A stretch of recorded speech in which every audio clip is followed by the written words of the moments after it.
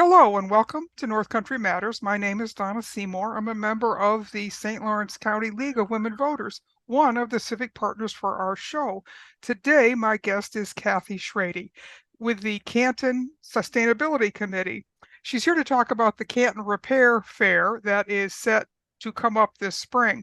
Cathy, welcome to North Country Matters. We've had other guests on from the Canton Sustainability Group, and we're happy you could join us today. Well, thanks for inviting me, Donna. I'm really pleased to be here. Well, great. So we always ask new guests to tell us something about themselves and how they came to be doing the work that they're doing. So, Cathy, what's your story?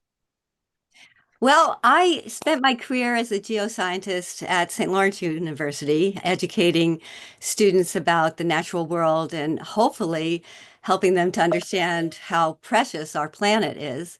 And when I retired a couple years ago, I really wanted to continue that work of environmental advocacy, but working with our local community, on issues of sustainability and climate change and adaptation and resilience with respect to climate change.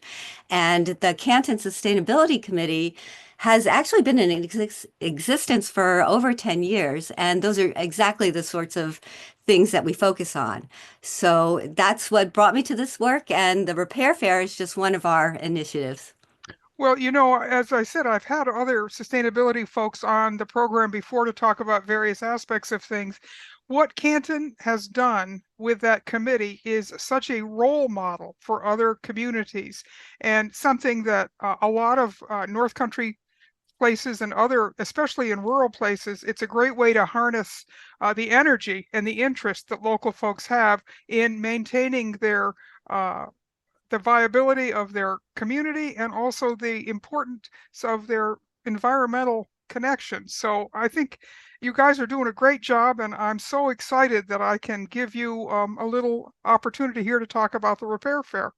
So the focus of the fair is to put people who are handy in touch with folks who have things to fix or who want to learn more about how to take care of their stuff. The fair will feature local volunteers ready to repair small household items and offer their experience and advice. So where did this idea come from, and why did the Canton Committee decide this was a great project to take on? Yeah, the idea actually came from some of the other members of the committee who had encountered similar kinds of events in other towns. And it seemed like a great community project because really, who doesn't have broken things, that need fixing, but you personally don't really know how to fix it or don't have the tools to fix it?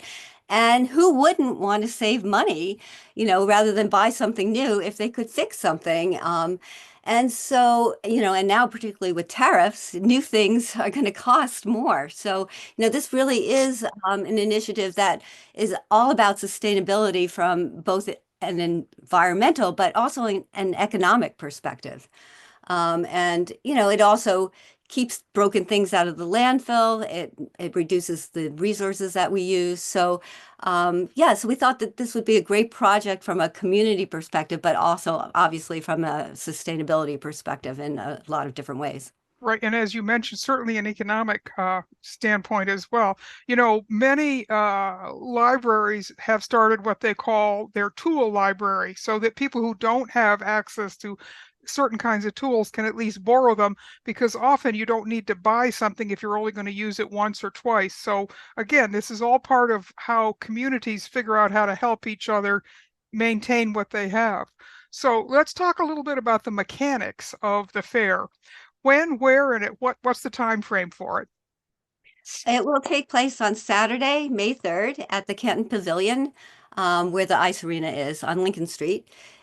We haven't set the exact times yet. It will be most of the day, so probably something like 10 to 3 or 10 to 4, but we'll publish the exact times as we get closer to the date.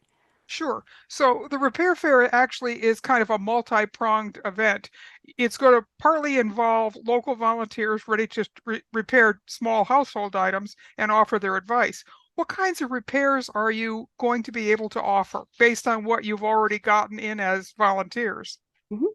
Well, we already have volunteer fixers who are going to help with simple bike repair, sewing machine maintenance, clothing repair, electronic repair, guitar maintenance, carpentry, wood stove maintenance.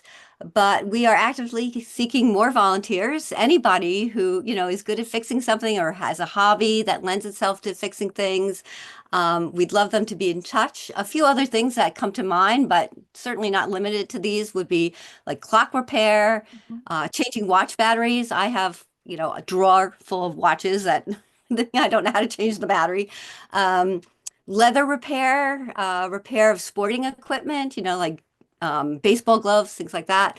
Um, even reviving unhappy houseplants, jewelry repair, tool sharpening. So there are just so many possibilities. Whatever somebody's good at, we could use help with. You mentioned two things that are really, really hard to find, which is someone who can do clock repair and also leather repair. And I can remember a time in Canton where Haven's shoe repair, I think, was downtown in the basement under one of the buildings for about 50 years. And we often took things to him that needed to be repaired. And a lot of those are kind of lost arts in terms of people who are actually able to make a living and do those repairs. So true.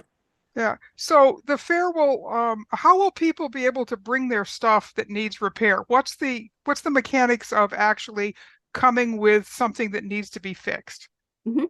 So there will be volunteer fixers. They'll be set up at tables or stations, and people can just stop by that station with their item that needs repair. And then if it's not something that can be fixed pretty quickly right on the spot, then the volunteer fixer can offer some suggestions of, how to fix it, what parts might be needed, what tools might be needed, and possibly also suggest, how that person, who else they could bring it to if it's not something they can fix right there and then, or maybe they could, arrange another time to meet with that person to help them fix the item.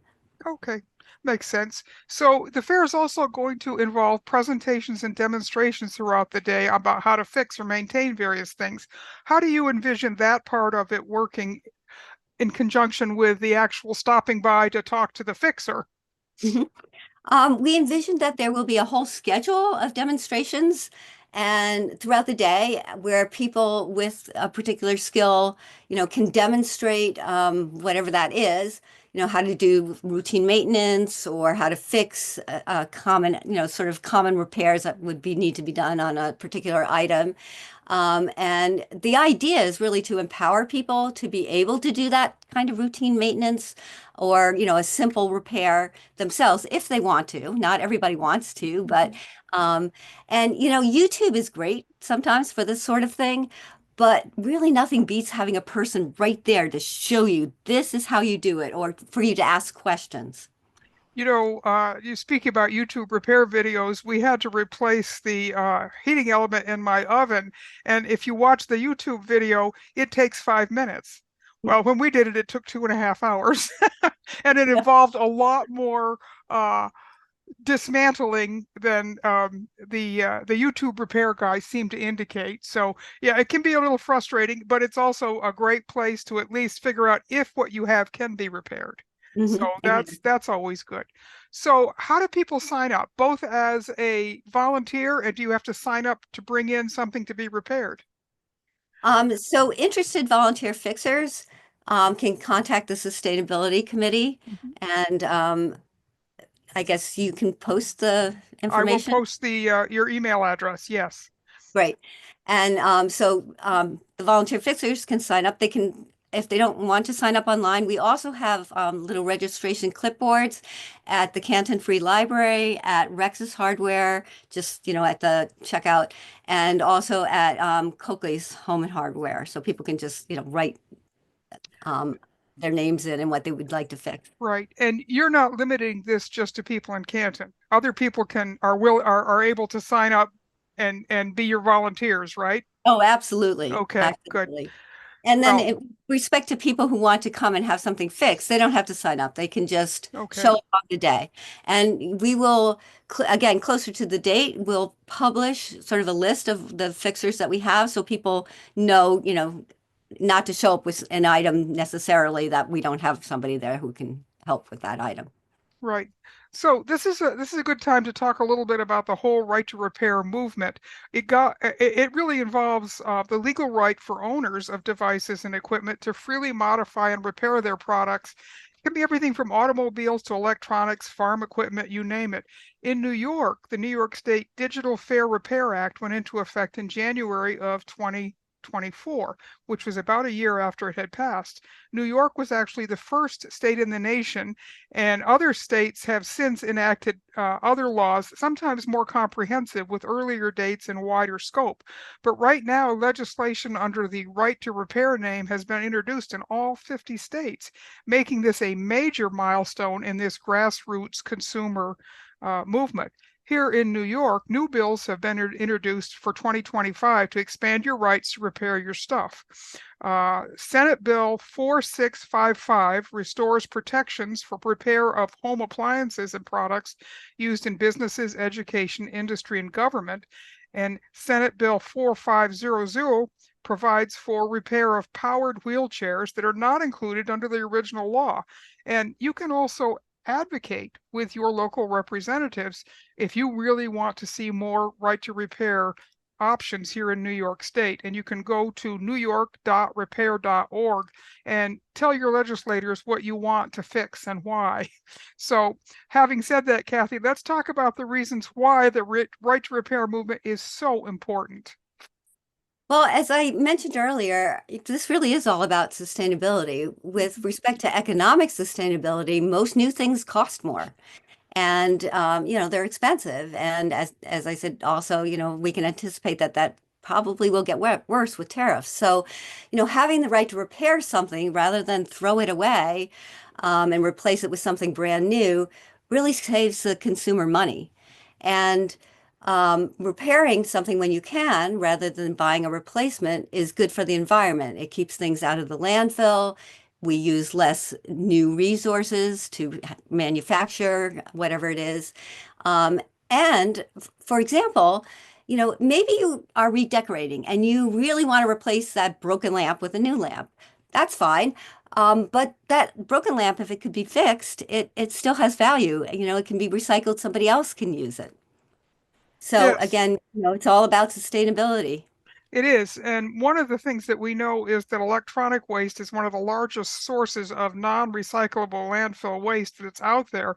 And the precious metal resources that go into those and into batteries are something that we really need to conserve because the places where those resources are found are often not very friendly. So we need to take care of that. We've also seen, as you just mentioned, about recycling something that you don't need but someone else can use. We've seen the growth of thrift shops.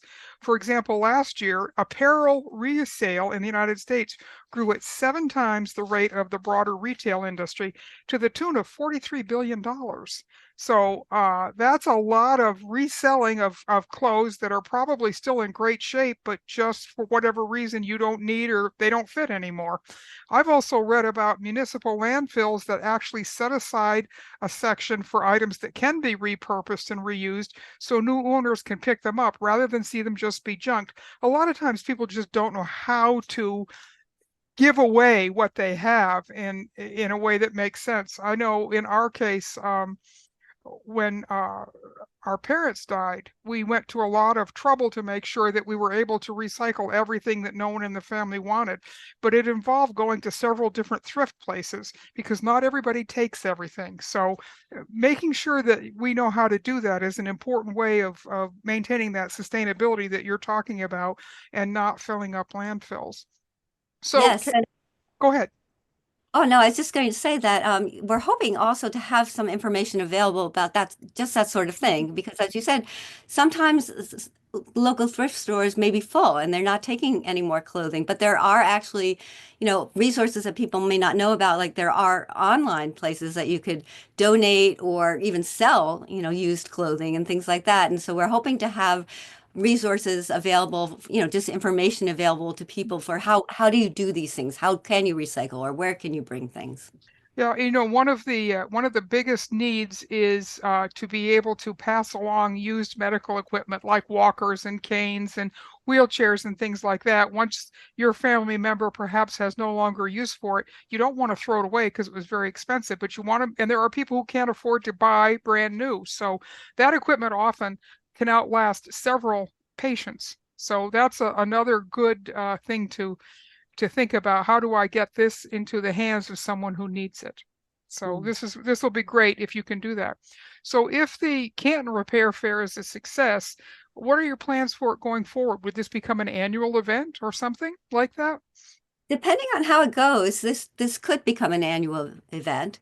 Or if there seems to be interest, another model is to have something, say, on a monthly basis, where it might be like this month is bike repair. This month, bring your broken furniture or something like that. And earlier you mentioned the Canton Free Library. Well, you mentioned that some libraries have they lend tools. Hmm. The Canton Free Library is one of the ones that does have a tool lending library. And so they will be at the repair fair, and they'll have some books on how to fix things, and they'll be promoting their tool lending library. But they have also expressed interest in somehow supporting this in an ongoing fashion. So there may be a collaboration with the library on continuing this as well. That's a great idea. It used to be you could find little repair shops everywhere. In fact, on the street I live, when my husband was a little boy growing up, one of the members of the community had a little repair shop in the back of his barn called the Putter Shop, and kids would take broken bikes in or anything like that, and those those kinds of things just aren't as available as they used to be 50 or 60 years ago. People just don't think about doing that kind of work, but it is so nice to have somebody who says, yeah, I can fix that. And so these are great skills to learn, and hopefully a lot of people will take advantage of it. So, Cathy, let's also remind folks about the Green Living Fair, which is coming up in Canton on March 29th. What can you tell us about that? Yeah, the Sustainability Day and Green Living Fair will be hosted by SUNY Canton at Dana Hall. It's a collaborative effort of the four associated colleges, Cornell Cooperative Extension, Potsdam Climate Smart Community Initiative, and the Canton Sustainability Committee. There'll be exhibits and workshops and demonstrations and talks on how to save money with energy efficiency, renewable energy, sustainable living, through composting and local food and much, much more. There'll also be local contractors and other businesses and nonprofits there tabling and sharing their information. And there will be, for example, a green jobs panel and a hybrid and EV car show, a tour of some of the sustainability efforts on SUNY Canton's campus. So there'll be a raffle, there'll be food. So it's going to be a fun day. We also have a keynote speaker, Sunita Halaz, and she will share the results of the North Country Rural Resilience Roadmap, which is a study that has been done locally in the North Country counties on rural resiliency, some of the problems that we've been having recently, for example, with stormwater, things like that, and readiness for future events, et cetera. Right. And of course, I know Canton and Potsdam both have are climate smart communities, and you have very active people working on all of those issues on an ongoing basis. So that's good. You mentioned earlier about tariffs and things costing more. One of the things that's going to cost more is food because of how much of our food is actually imported in this country. And so maybe we need a session on victory gardens to go back to the old days of making sure that people start thinking about how they're going to provide for their food in a sustainable and also a cost-effective way. Hmm. Yes, when I go to the grocery store, you look around and almost, at least this time of year, right? All the vegetables are from Mexico or Canada. At least they are right now. Yeah. So, one of the things that I want to make sure we talk about, Cathy, is how do folks in the Canton area get involved in the work that the Committee is doing? How can they join that work? How can they be part of this effort? Well, anyone who lives or works in Canton and who's interested in sustainability can join the committee. And the meetings are open to anyone. You don't have to live in Canton to come to the meetings. We meet via Zoom once a month on the first Tuesday of the month. at 5 p.m. And to get the Zoom link, people can email me at cshrady1234@gmail.com, and I guess you'll post that. So, Yes, I sure will. Yeah, I sure will. So thank you. So in closing, you got any final thoughts for folks about not just the repair fair, but this whole movement that we're looking at in the North Country about being more resilient? It is something that is clearly on people's minds with the way the more extreme weather is happening and the costs going up to get repairs done. All these things are all kind of coming together in a way that makes what you're doing with the Sustainability Committee and the Repair Fair really, really timely and important. yeah, the North Country, we have so many resources here, really. We are in a rural area. Many of the skills have been maybe a little bit forgotten, but we still have people who can do these things. They're farmers could do almost anything, Mhm.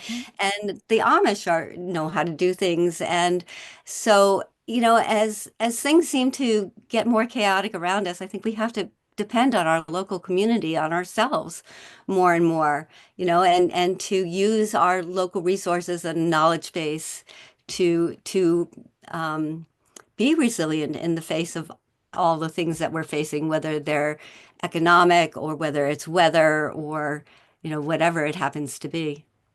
Yeah, you're right. And the other thing that we have as our responsibility is certainly people in our generation have a responsibility to our kids and our grandkids to pass these skills and this knowledge along, because going forward, I really believe these things are going to make the difference between a good, high quality life, or you're really going to be in a lot of trouble when things break down if you can't do your own repair and fixing, because it's getting harder and harder to find. We can't just throw stuff away. That is just not a model that works. We have to fix it, we have to reuse it, and we have to pass it along, don't we? Yes. Yes, we do. All right. Well, thank you so much for coming in today, Cathy. This has been a great conversation. I am excited about the Repair Fair. I think it is a wonderful model that every community should be thinking about doing something like this and making sure that we connect with the people who still have these skills and are willing to pass them along, because that is going to be how we have a great quality of life going forward. So thank you. Well, thank you very much, Donna. You're welcome.